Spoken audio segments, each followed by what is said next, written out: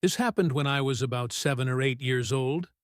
I still vividly remember that small room, a single window, two beds, where my sister and I always shared the same space. It was normal for us, a routine part of childhood.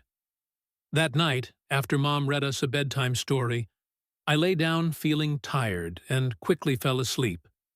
But sometime in the middle of the night, I was suddenly jolted awake by an unsettling feeling, like someone was standing right behind me.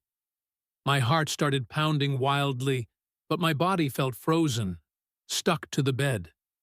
I couldn't scream or even move a muscle. Seconds, maybe minutes passed. Time loses meaning in moments like this, before I finally summoned the courage to slowly turn my head. What I saw shook me to my core. A boy, about my age, standing there silently. But he wasn't normal. His pajamas were worn and dirty. His pants looked soaked and old, as if he had just come in from the rain. His face was pale, almost ghostly, and his eyes were empty and cold, like two dark voids staring straight through me. A chill ran down my spine, and terror completely paralyzed me. I was afraid to even breathe, fearing this boy might vanish, or worse, do something terrible. I stayed frozen in place, unable to look away as he just stood there, silent and still. Then, through the haze, I heard my sister slowly waking up. I glanced at her, and her eyes were wide open, filled with fear. She began to quietly cry because she saw the same terrifying figure. Together we began to carefully and silently move towards the door, trying not to attract his attention. But he stood so close, I could smell the dampness and age radiating from him. We barely made it out of the room and ran to Mom's. When we told her what we saw, she didn't believe us at first. She said it was probably just sleep paralysis or a bad dream.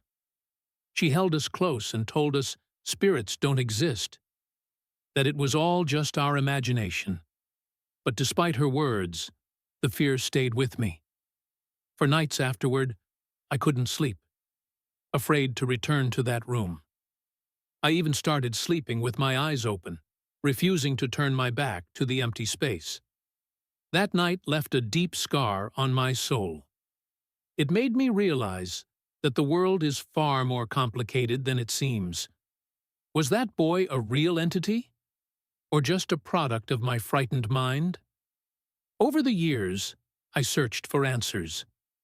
I asked Mom more questions, read books about sleep paralysis, spirits, and the paranormal.